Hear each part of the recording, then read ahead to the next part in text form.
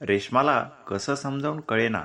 शेवटी हतबल होऊन गिरीश स्वतःच शांत बसला. रेश्मा अजूनही जोरजोरात ओरडत होती. तेवढ्यात ओमचा रडण्याचा आवाज आला, म्हणून गिरी उठून पाळण्याकडे गेला. साई अजून झोपला होता. ओमच्या आवाजाने तोही उठेल म्हणून गिरी त्याला घेऊन बाहेर आला. बाहेर काकूंनी लगेच दुधाची बाटली आणून गिरीकडे दिली. ओम दुधाची बाटली तोंडात घेतच शांत झाला. काकू हळूच गिरीला म्हणाल्या, मी आज जाऊन रेश्माशी बोलू का? ती नाही ऐकणार. काकू, बघू ती जरा शांत झाली की मीच समजावतो तिला. दोघे बोलत होते तेवढ्यात रेश्मा एका हातात साईला आणि एका हातात बॅग घेऊन बाहेर आली. गिरीकडे बघत म्हणाली, मी माझ्या पप्पांकडे चालले आहेत. माझ्याकडे येऊ नकोस, नाहीतर परिणाम वाईट होतील. साई माझ्याकडे राहील आणि ओमला तू सांभाळ. मी दोघांनाही नेऊ शकते, पण तुला जाणीव झाली पाहिजे की स्वतःचे करिअर बघून मुलांना सांभाळणे किती अवघड आहे. ते गिरीश आणि काकू रेश्माचा हा अवतार बघून एकदम शांत झाले.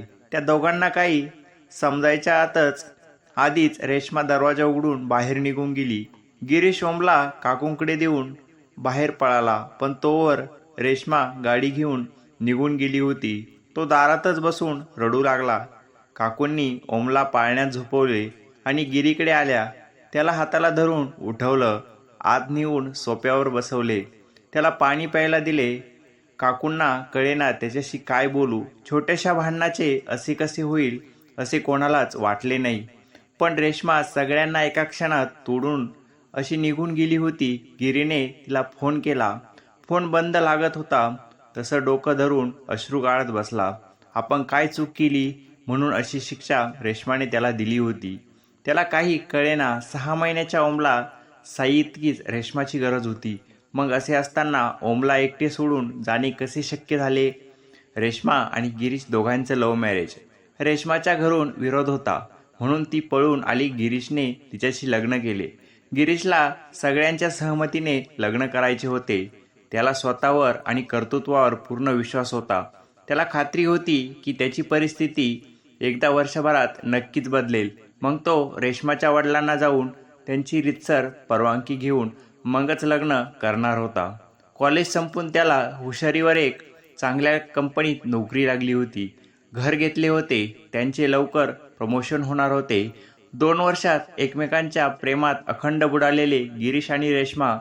पण रेश्माच्या आयाती स्वभावाने गिरीशला जे नको होते तेच तिने तिच्या समोर आणले.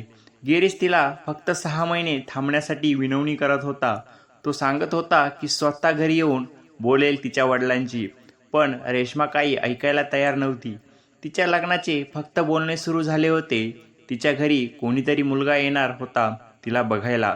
पण काही होण्याआधीच रेश्मा आईवडिलांसोबत स्वतःच्या प्रेमाबद्दल सांगून खूप भांडली. तिच्यामध्ये थोडीशी पेन्शन नव्हते. थोडे शांततेने घ्यायचे तर तिने त्यांना काही बोलू न देता तिथून घर सोडून निघून आली गिरीशकडे. गिरीशच्या आई तिला असे अचानक आलेले पाहून गिरीशला फोन करून कळवले. त्यांनी घरी येऊन तिची समजूत काढली, पण काही उपयोग नाही झाला. तो तिच्या आई वडिलांकडे त्यांना सांगायला गेला, पण रागाने चिडलेले तिचे आईवडील त्याला म्हणाले की तुझ्यामुळे हे सारे घडले आहेत. ती तर घर सोडून गेली ना, मग आता तीच आम्हाला कायमची मेली असे सांग. तिला परत तिचे तोंड बघायचे नाही आम्हाला. एकुलत्या एक मुलीने स्वतःच्या हेकेखोरपणामुळे स्वतःचे मायेचे पाश तोडून पुन्हा परत यायचे मार्ग बंद करून घेतले. आई आणि काही मित्रांच्या सल्ल्याने मग दोघे एकत्र लग्नबंधनात अडकले. रेश्माचा स्वभाव थोडा हट्टी होता. गिरीश तिला वेळोवेळी खूप सांभाळून घ्यायचा. त्या दोघांच्या संसारात म्हातारीची लुडबुड नको म्हणून त्याची आई सुद्धा गावाला निघून गेली होती. गिरीश प्रगतीच्या दिशेने वाटचाल करत होता. कष्टाळू आणि प्रामाणिकपणा या 2 गुणांनी त्याला यशाच्या उच्च पदावर नोकरीला ठेवले होते. रेश्माचा पायगुण चांगला आहे. तिच्या पावलांनी लक्ष्मी त्यांच्यावर प्रसन्न आहे असे सगळ्यांना वाटत होते. छोट्या मोठ्या कुरगुडी चालूच असायच्या, पण गिरीश समजूतदारपणाने सगळ्यांना सांभाळून घ्यायचा. रेश्मा नकळत तिने तिच्या आईवडिलांना भेटून त्यांची माफी मागून त्यांच्यासोबत संबंध सुरळीत करून घेतले होते. याचा लाघवी स्वभाव पाहून त्याच्यावर राग जास्त काळ टिकला नाही. गिरीशसारखा योग्य मुलगा आपण जावई आहे याचा त्यांना आता अभिमान वाटत होता. फक्त ती रेश्माला भेटायला येत नव्हते. लग्नाला 3 वर्ष होऊन गेल्यावर रेश्माने बाळासाठी चान्स घेतला. 3 महिने झाले होते. त्यानंतर कळण्यात आले की सोनोग्राफीमध्ये जुळी बाळे आहेत. कळाल्यानंतर त्या दोघांचा आनंद गगनात मावेनासा झाला होता. तिची खूप काळजी घ्यावी लागणार होती. त्याला आईला बोलवणे असे वाटत होते, पण रेश्माला आवडले की नाही म्हणून तिला न बोलावता तिच्याच आईला बोलवायचे ठरवले. पूर्णवेळ कामासाठी आणि तिच्या देखभालीसाठी 2 बायका कामाला लागल्यात. तरी तिच्या आईला त्यांनी बोलवून घेतले. आईला अचानक बघून रेश्मा आनंदाने रडू लागली. सगळं कसं सुरळीत चालू होतं. रेश्माच्या डिलिव्हरीजवळ आली होती. आई होती सोबत. गिरीश त्यांच्या एका प्रोजेक्टसाठी दिल्लीला जाणार होते. रेश्माला हे मान्य नव्हते. तो 2 दिवसात येणार होता, तरी पण तिने त्यांच्यासोबत भांडणे केली. रेश्माच्या आईला कामाचे महत्त्व पटवून देत होता. दिल्लीला निघून गेला आणि इकडे रेश्माने घर डोक्यावर घेतले.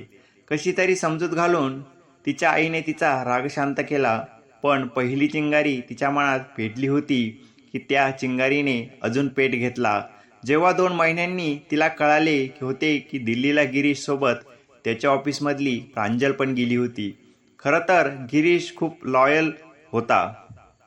त्याच्या ऑफिसमध्ये त्यांनी त्याच्या मर्यादा कधीच क्रॉस केल्या नव्हत्या की त्याच्या पदाचा कोणताही गैरवापर केला नव्हता.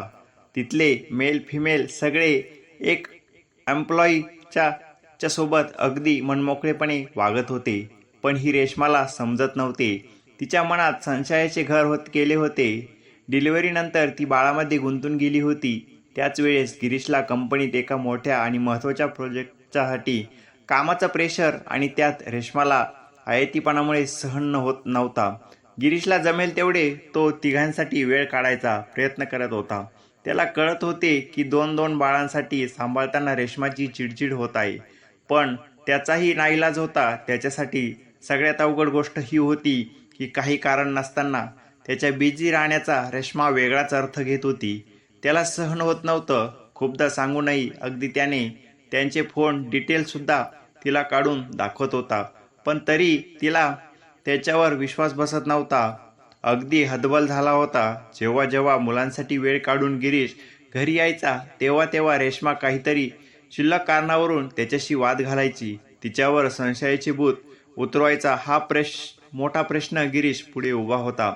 गिरीश यावर काय बोलणार होता. तो अजून वाद घालायचा नको म्हणून नुकत्याच उठलेल्या ओमला घेऊन बाहेर येऊन बसला होता आणि त्याच्या मागे रेश्मा साईला घेऊन हे घर सोडून निघून गेली होती. या 5 महिन्यात किंवा रेश्माच्या गरोदरपणात त्यांनी त्याची जबाबदारी कधीच टाळली नव्हती. अगदी रात्रीचा तो रेश्माला झोप मिळावी म्हणून 2 मुलांना स्वतःजवळ घेऊन झोपायचा. त्यांना अधूनमधून उठल्यावर दुधाची बाटली भरून ठेवून दूध पाजणे, त्यांचे डायपर बदलणे सगळे अगदी आवडीने न कंटाळता करत होता. तरी रेश्मा मात्र त्याच्यावरही असले आरोप करून निघून गेली होती. पुढे जाऊन कदाचित सगळे ठीक होईल, पण तोपर्यंत ओमसाठी आईची माया कशी मिळवणार होता तो. साईला घेऊन गेली होती, पण त्याला बापाचे प्रेम कसे देणार होती. रेश्माच्या स्वभावात आतायतीपणा होता आणि गिरीशने तिला कायम समजूत घेतले होते, पण ती मात्र 2 मुलांची ताटातूट करून मोकळी झाली होती. हसत्या खेळत्या घराला नजर लागल्यासारखी झाले होते. खूप विचार करून गिरीशने एक निर्णय घेतला. त्याचे रेश्माला वेळ द्यायचे ठरवले होते. तिला तिच्या चुकीची जाणीव स्वतःहून व्हावी असे त्यांना वाटत होते. म्हणून मग त्याने तिला फोनसुद्धा न करण्याचा निश्चय केला. ओमसाठी त्याच्या आईला बोलून घेतले. सोबतीला काकू होत्याच. त्यांनी तिच्या आईवडिलांना सुद्धा विश्वासात घेऊन हे सगळं सांगितलं. ते बिचारे मुलीच्या वतीने त्यांची माफी मागत होते. आपली मुलगी चुकते आहे त्याची न बोलता जाणीव करून देत होती. तीही गिरीशसोबत तिला वेळ द्यायस तयार होते. गिरीशला खात्री होती की काही दिवस गेल्यावर ती स्वतःहून त्याच्याकडे परत येईल. तोवर तिची वाट बघण्याची अशी गिरीशने